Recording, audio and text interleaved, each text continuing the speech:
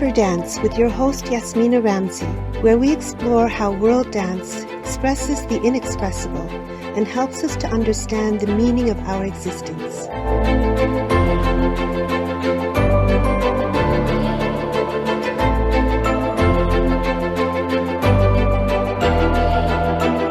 Maher Malik is the foremost exponent of belly dancing in India, having spent more than 17 years learning, training, maturing, and teaching this dance form. She received huge recognition for her performances on India's Got Talent, where she performed belly dance with grace, passion, and a hint of Bollywood spice. Maher is the founder of the Banjara School of Dance, a pioneering belly dance institute in the country. It has been a hard struggle for Maher to establish belly dancing in India as a dance form. She has broken stereotypes and proven that belly dance is a legitimate art form. Through her art, Maher continually inspires and empowers women from all walks of life to express themselves fully and find their true place in the world. Hi, Maher. It's lovely to finally meet you in person and talk to you. I mean, we can see each other, but people are only going to hear our voices. We've kind of been in communication over the years a little bit on Messenger. I don't remember why. Some questions have gone back and forth. And also one of your wonderful students is dancing with my company now. So I feel this connection with you now. So I'm very happy to have you. Welcome to Deeper Dance, and thank you for being here today. Thank you, Yasmina. One of the things that most fascinates me about you is your work with community outreach. You have a very definitive artistic vision with your work. And a few years ago, or not too long ago, I saw a photograph of you pregnant with a big naked belly and beautiful. I think it was in profile. I don't remember why. It could be my own projection, but there was some kind of reference to the divine feminine or something along those lines. Can you speak about that a little bit? So this was last year because I'm now a mother to an almost 6-month-old little girl. So this was last year. You know, the country that I live in, India, is a country where for many, many years, I would say centuries, women have been put down. Not only for what they wear, even the choices they make. And the one thing that really gets me going is the fact that women in a country like India have no control or no say on how they want to treat their own bodies. Mm-hmm. So for me, I feel like it's probably the case in other countries and in other parts of the world as well. But in India particularly, I feel like our own right over our bodies has been stripped off. And when it comes to whether it's becoming a mother or whether it comes to looking a certain way or being part of certain rituals, or even things like menstruation is supposed to be an unholy thing and you cannot enter a temple if you're on your period. There's a lot of really stupid ideologies surrounding women in India. Can you imagine a woman not being able to pray because she's on a period? Who gave her the period? Nature. You know, this so-called creator that we're worshiping is the one who created her this way. It makes no sense. So for me, one of the reasons to want to do a shoot like that, my husband's a photographer, and one of the reasons to actually do a shoot like that or to kind of like showcase my belly was to kind of destigmatize some of the things that are centered around women-related subjects in India. Now, ever since I have been belly dancing, so originally I'm from India, but I lived in Oman for 17 years.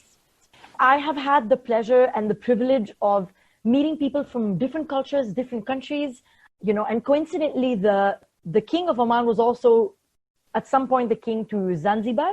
So there was a lot of people that were coming in and out of Oman, you know, a lot of expats, a lot of different communities. And I often found it super interesting that when there'd be a baby born or there would be a marriage, they would have these little secret parties where women would celebrate. And, you know, they dance amongst each other. And I wasn't Arab, but I always had an interest in the language and the culture and obviously living there and having friends from the Arab culture.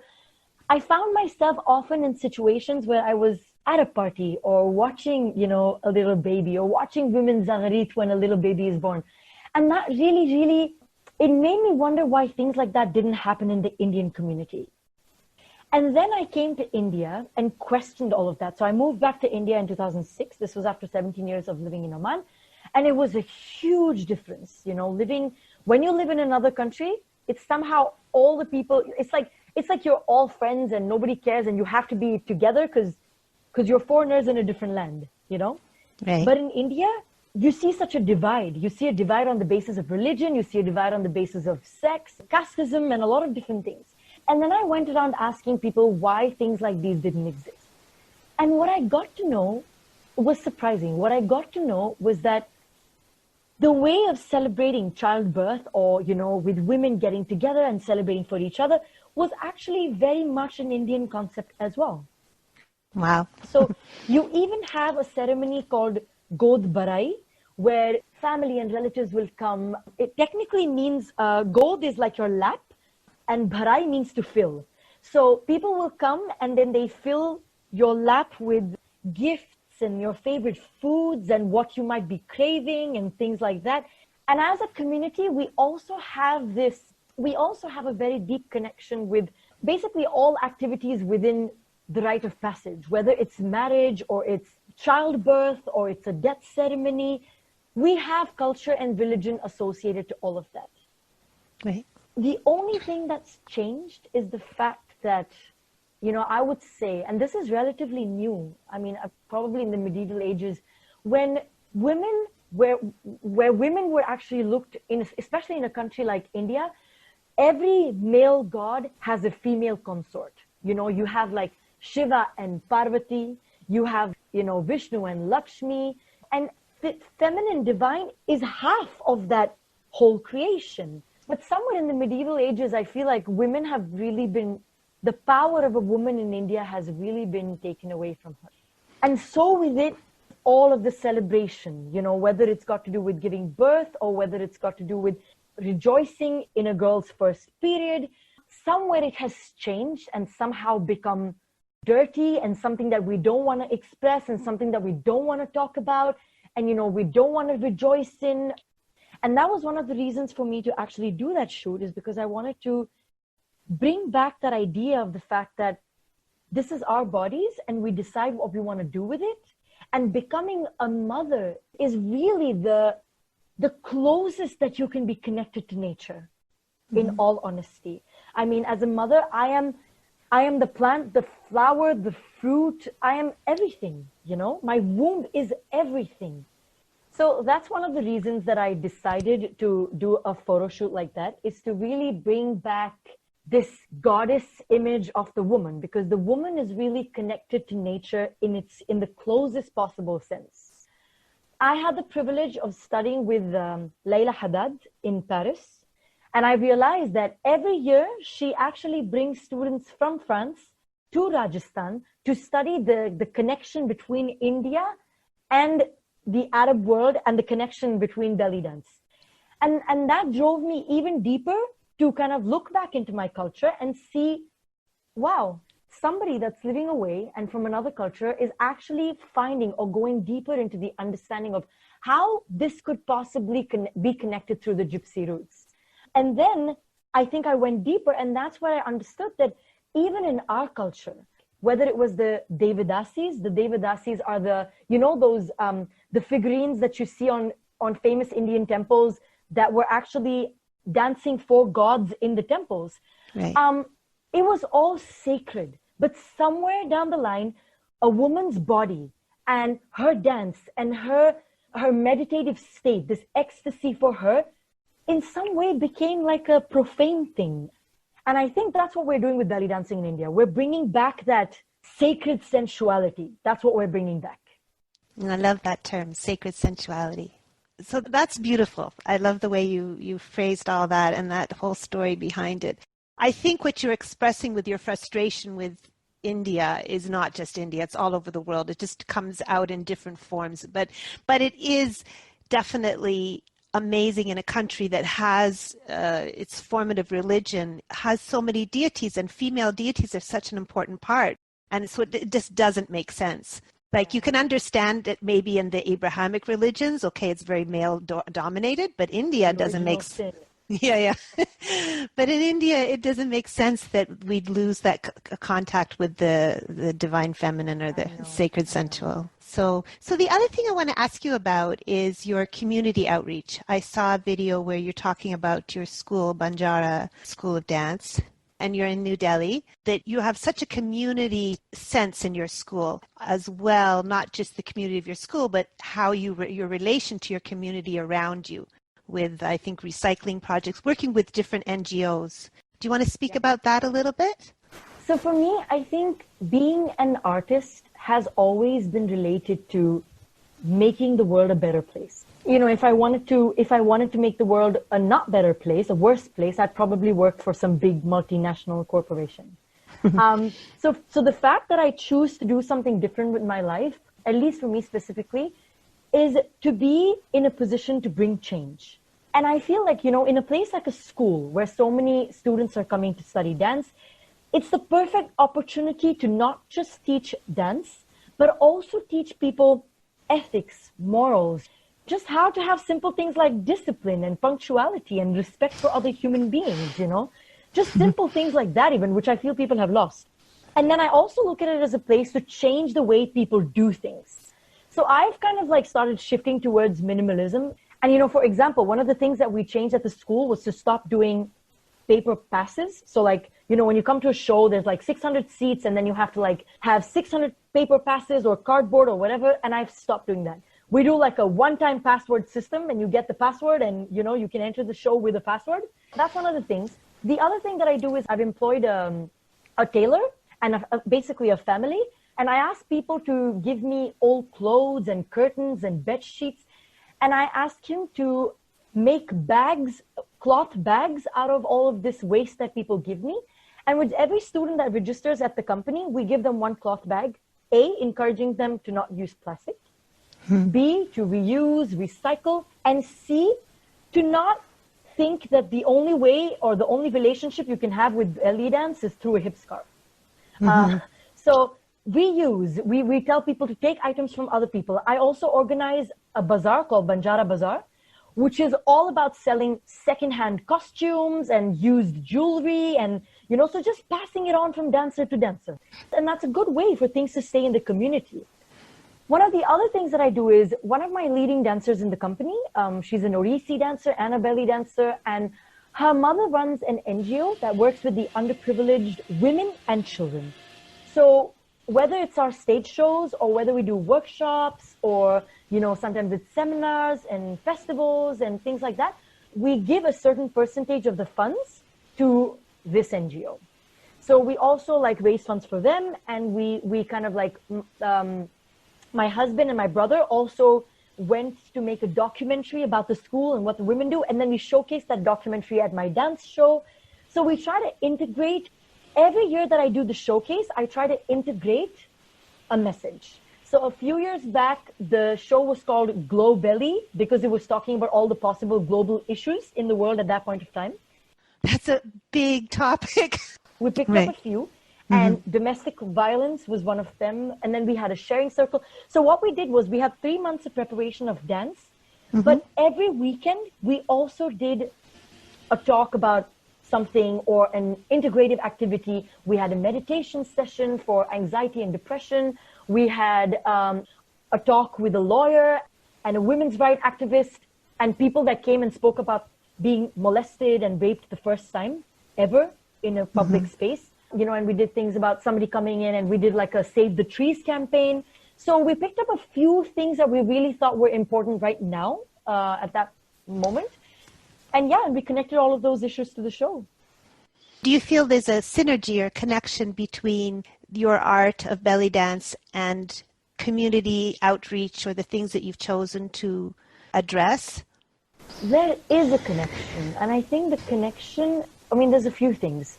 Number one, I think with the place that we have made through the work that we do, people have really started to respect belly dance in India now, and people are pursuing it as a serious dance form.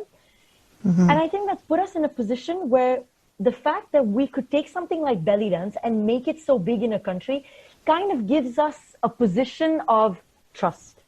Right. So somewhere I feel like people trust us now because we've taken something that they looked, something like belly dance that they looked down on, oh, this is vulgar, this is just cheap entertainment, and to make it a serious dance form. So now when we integrate other issues with the work that we do, people take it seriously because they know that we have been working towards change. And I think that's where the connection is. Today, the women a few years back that could not pick their t-shirts up because they were so conscious, oh, I have a fat belly, or I'm too skinny, or I have scars, or whatever, are the same women that are like flaunting their bodies now and are so comfortable in their own skin now. Mm-hmm. And I think that has also become, that's kind of had like a butterfly effect. So people talking about it and getting out and reaching out. And I think in a sense, Banjara School of Dance has automatically become associated with not just dancing, but holding space for belly dance and to kind of work towards respect for that dancing style. So I feel like in some way that connection is there. But all in all, I think the real subjects that I think all the women in my company feel for is working for women's empowerment. And that automatically has a connection with belly dance in every sense: spiritual, physical, mental, emotional. Yeah. Right, yeah. There's often talk about women's agency and ownership over what they do with their bodies, how they express themselves in a sexual way, or how much of their bodies they show, or the moves that they make. So there's often debate about, it's all gray area, but which moves are too sexual or are appropriate, or how much costuming or how much cleavage or leg, or whether the crotch even shows. As soon as somebody says, oh, you're being too sexual, then there's an argument for that, which is, well, no, every woman has agency over her own body and she has the right to express her sexuality however she wants. However, in your situation in India, and I know in mine, especially 40 years ago when I was starting, we're dealing with a public preconception of what the dance is. So I had to take extra measures to ensure that, no, actually, this is not stripping. We don't actually go naked. And that's not to say that I haven't actually in the theater put people naked on stage. It's the context for me. What do you feel about that, and how do you address in this day and age where we really want to give women agency over their own bodies, but at the same time, as teachers of this particular art form, which is seen as sensual, there's a time and place sort of. I consider myself to be a feminist, whatever that might mean. But I've always believed that being a feminist, I'm always careful of not putting down other women, whatever their decisions might be. So not look at a woman as lesser than me because of the decision that she's made on the basis of her dance moves, her clothes, whatever. I am aware of the fact that when I did come to India, one of the things that I was told when I was trying to, promote myself as an artist was that why should we hire an Indian if we can get foreigners with like minimal clothing? And that was something that they said to me, because of course the dancers that probably came from other parts of the world were a little more comfortable with shorter costumes, and maybe I wasn't, for the same reason that I didn't want to be looked at a certain way. Even so, I believe at one point of time they asked me things like, okay, so how much do you charge for your performances? And I would say, okay, this much. And they would ask me things like, oh, so what else can we get in the package? So I have been asked things like that, and these references have been made. But I truly believe over the years, the work that I've done, and I'm really, in a certain sense, I can put myself in a position of like kind of like grandma status for belly dance in India, because before me, there was very few people doing it not so seriously. And then I think about 2006 was the year that I started in India, was the year that a lot of other dancers came into the scene. So at that point of time, I remember when sometimes parents would bring their daughters to class and say, oh, my daughter is super excited and she wants to study belly dance, but we're so afraid that boys are going to look at her in an inappropriate way in school, like a 14 or a 15-year-old. And I said, people are going to look at your daughter the way that they want to look at her. Even if she's fully dressed, even if she's, dressed in a bikini, even if she's dressed in a burqa, people are going to look at her the way that they want to look at her. The only way that she's going to make sure that nobody crosses the line is the way that she carries herself. And I feel like as a dancer, we need to make respectable choices. So for me, those things are things like costuming. the way that I carry myself, the values that I pass on to my dancers, the kind of productions that I put up, the kind of restrictions that I have. For example, things like, we've had these situations where we're dancing on stage and for some, like a corporate event, and for some reason, people were drinking and they thought they could suddenly come close to the stage and start throwing money. I have stopped my dancers in the middle of the performance, showed them the finger, and walked off the stage. Because you got to do what you got to do. You got to give people the message that I am here for art and I will not be disrespected. Now, I have also been in a situation when I started my career, I have danced at restaurants and I have been part of the nightclub culture in some sense. But even that, respectfully, I don't think that just because a woman chooses a certain kind of venue to dance in, that gives you the right to treat her a certain way. So I always tell my dancers that I've done the dirty work for you and you don't need to do the dirty work anymore. And the path has been made, you can just walk the path now. And I was in such a urgency, I was in such a hurry to show people that this dance is not limited to a nightclub where people stand beside you and come close to you and try to touch you. And this is not what it is. Yes, maybe in some sense, in some parts of the world, it does happen. But there are people that are bringing it to the stage. It's respectable. There are people that are understanding what this dance form can do for community. And now that I have been on that path for so many years, nobody dares talk to me otherwise. So I really think it's in the hands of the dancer, it's in the hands of the artist, how they want to shape community around them.